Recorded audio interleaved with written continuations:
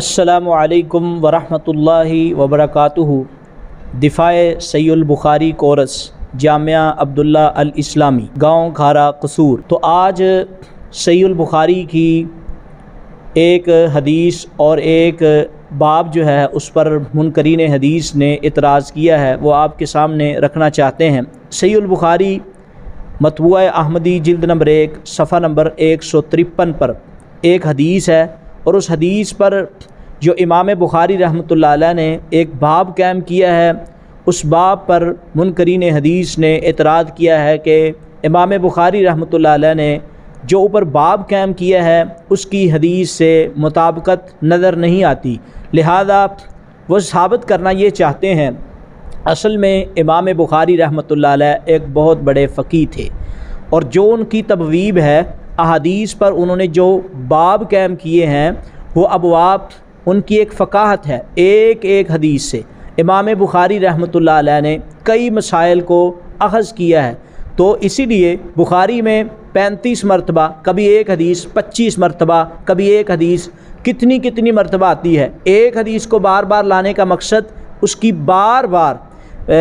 کوئی نہ کوئی نیا مسئلہ، تو اوپر باب قائم کر کے امام بخاری رحمۃ اللہ علیہ کے ابواب جو ہیں ان کی فقاہت عام محدثین جیسی نہیں ہے، وہ بڑی عمیق نظر سے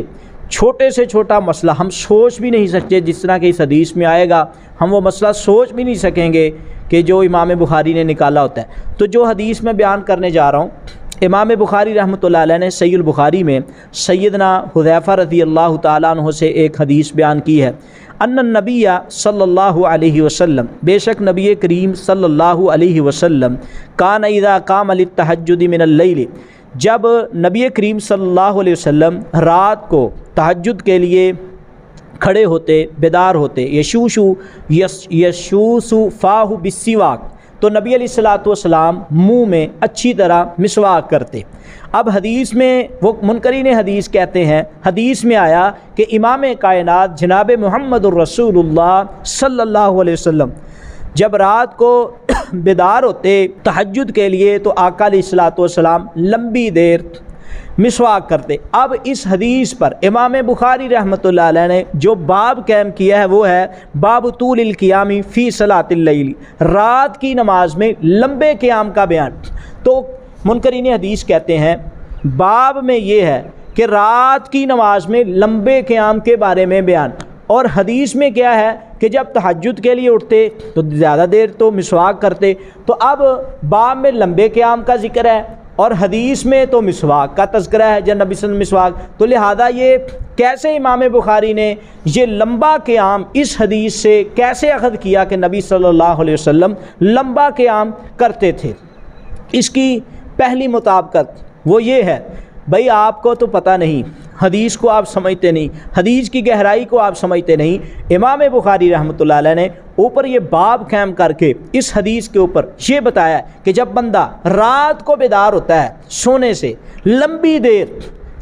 قرات کرنے کے لیے، لمبی دیر اللہ سے باتیں کرنے کے لیے انسان اپنے منہ کی صفائی کرتا ہے، اور یہ پڑھی لکھی بات ہے۔ آج بھی ہمارے خطبہ، آج بھی جتنے بڑے لوگ ہیں، جب وہ بیدار ہوتے ہیں کسی سے بات کرنے سے قبل یا کسی میٹنگ میں جانے سے قبل وہ مسواک کرتے ہیں، جہاں انہوں نے بولنا ہوتا ہے لمبی دیر مسواک کرتے ہیں۔ تو لہذا لمبی دیر اچھے طریقے سے مسواک کرنا اس بات کی دلیل ہے کہ امام کائنات لمبے قیام کی تیاری میں مصروف ہے، یعنی کہ لمبے قیام کی تیاری کر رہے، تو لہذا باب کی حدیث سے اس لحاظ سے مطابقت ہو گئی کہ زیادہ دیر مسواک کرنا لمبے قیام کے لیے ہے، تو لہذا باب کی حدیث سے مطابقت ایک اس لحاظ سے ہوگی۔ اور دوسری بات یہ ہے، دوسرے نمبر پہ لفظ قیام جو کہ باب میں موجود ہے، اور حدیث میں کیا ہے، حدیث میں جو چیز موجود ہے وہ قامہ کا لفظ ہے، تو لہذا لفظی بھی ظاہری طور پر مطابقت ہو گئی۔ اور تیسری بات یہ ہے، یہ حدیث جس پر امام بخاری نے یہ لمبے قیام کا باب قائم کیا ہے، یہ حضرت حذیفہ رضی اللہ تعالی عنہ کی حدیث ہے، اور اس حدیث کے راوی حضرت حذیفہ رضی اللہ تعالی عنہ ہیں، اور وہ اشارہ کرنا چاہتے ہیں امام بخاری صحیح مسلم کی وہ حدیث کی طرف جس میں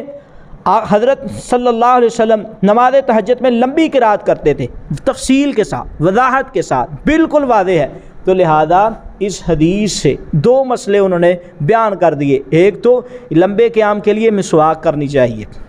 یعنی کہ لمبی دیر زیادہ دیر مسواک کرنا لمبے قیام کی ایک دلیل ہے، تیاری ہے. دوسرے نمبر پہ امام بخاری نے دوسری حدیث اس کی طرف اشارہ کر دیا، وہ بھی حذیفہ کی، جو کہ صحیح مسلم میں امام مسلم رحمہ اللہ تعالیٰ نے اس حدیث کو حدیث نمبر 772 نمبر پہ ذکر کیا ہے. کتاب صلاۃ المسافرین و قصرها باب استحباب تطویل القراءۃ فی صلاۃ اللیل میں.